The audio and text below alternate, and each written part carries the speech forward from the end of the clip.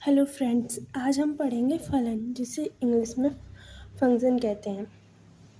किन्हीं दो अरिक्त समुच्चयों ए तथा बी के बीच संबंध या नियम इस प्रकार स्थापित करना कि ए के प्रत्येक अवयव का केवल एक ही प्रतिबिंब बी में विद्यमान हो फलन कहलाता है।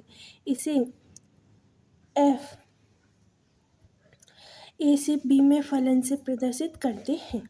अब हम इसे उदाहरण से समझते हैं। समुच्चय ए, अब इसके अवयव A B C D.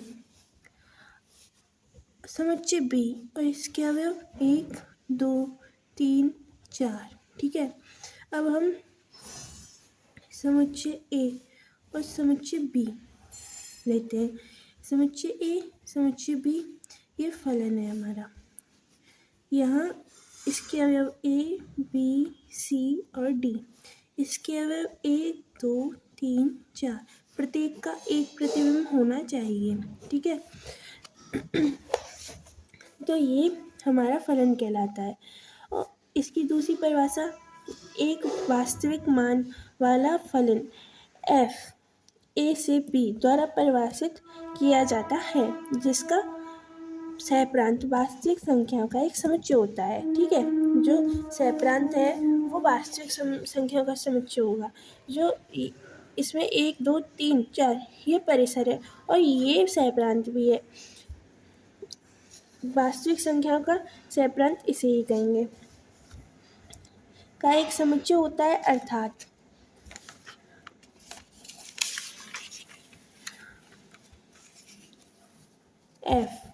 f एक वास्तविक मान वाला फलन होगा यदि और केवल यदि फलन का मान अपने संपूर्ण प्रांत में वास्तविक हो। यदि और केवल यदि फलन का मान संपूर्ण प्रांत में वास्तविक हो तभी होगा। यदि a और b दो अरिक्त समुच्चय हैं जिनमें क्रमशः m तथा n अवयव हैं, तब a से b में फलनों की संख्या n⁻m होती है।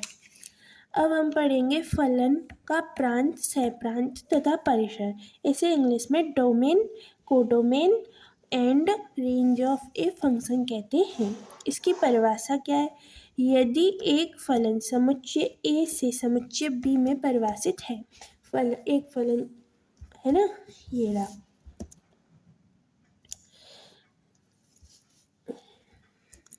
तब फलन f a से b के लिए समुच्चय a के सभी अवयव, फलन f का समुच्चय a है ना, a के सभी, इसके सभी अवयव प्रांत कहलाते हैं।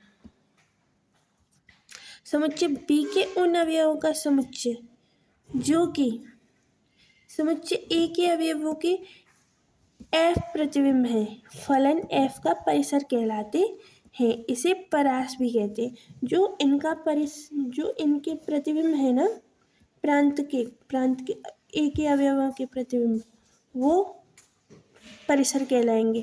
परंतु जो समुच्चय b के सभी अवयव फलन f का सहप्रांत कहलाते हैं। आगे समझ में, अन्य शब्दों में हम कह सकते हैं फलन f का प्रांत x के सभी संभावित मान जिनके लिए fx का अस्तित्व है। परिसर x के सभी मानों के लिए fx के सभी संभावित मान। उपरोक्त कथन को निम्नलिखित चित्र आरेख से प्रदर्शित कर सकते हैं। अब हमारा समुच्चय A है जिसे हम प्रांत कहते हैं। समुच्चय B जिसमें प्रतिबिंब जो होंगे अवयव के A समुच्चय के अवयव के जो प्रतिबिंब होंगे वो परिसर होंगे, और पूरा जो B समुच्चय है वो सहप्रांत होगा। f का प्रांत ABCD, ये रहा ABCD, और सहप्रांत ये रहा, ये पूरा S तक पूरा ही, और परिसर PQR। ठीक है, अब हम फलन का प्रांत ज्ञात करने की विधि। Method to find the domain of function. अब पहला है वर्गमूल, घनमूल तथा करणीगत चिन्हों के अंदर लिखे व्यंजक f(x) का मान 0 से बड़ा या बराबर रखते हैं। हर में लिखे पद का मान शून्य नहीं होना चाहिए। हर जो होता है अंश हर, उनमें शून्य हर का मान नहीं होना चाहिए। दूसरा, यदि फलन y = f(x) व y = gx होता है। यहाँ जो फलन होगा वो y = f(x) होगा या y = gx होगा। के प्रांत क्रम से d1 व d2 हो तो फलन f(x) ± gx या f(x) × gx का प्रांत d1 * d2 होता है। ठीक है। और तीसरा, f(x/gx) का प्रांत d1 * d2 - x gx = 0 होगा। ठीक है। अब हम चौथा पढ़ते हैं, फलन √f(x) का प्रांत। ये सबके प्रांत कैसे ज्ञात करने होते हैं वो बताया है इसमें विधि। ठीक है। d1 * x as f(x) > 0। पांचवा, लघुगणकीय फलन के अंदर प्रसार धनात्मक होना चाहिए, अर्थात log a e के अस्तित्व के लिए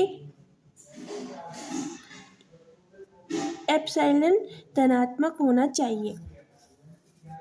फलन का परिसर ज्ञात करने की विधि, method to find the range of function.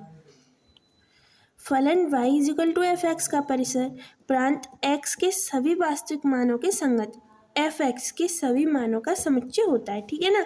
आप समझ चुके होंगे उस उदाहरण से। फिर अब हम इसमें फलन का परिसर ज्ञात करने की विधि का पहला नियम पढ़ते हैं।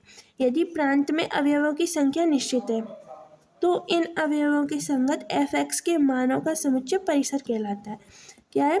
यदि प्रांत में अवयवों की संख्या निश्चित है तो इन अवयवों के संगत f(x) के मानों का समुच्चय परिसर कहलाता है, जो प्रतिबिंब होंगे वो।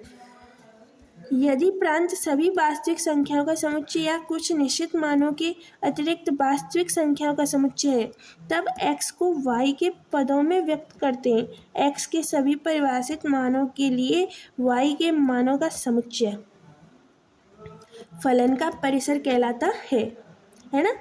अब अर्थात समझते हैं, y के वह समस्त मान जिनके लिए x का अस्तित्व है उन्हीं के लिए ये होगा।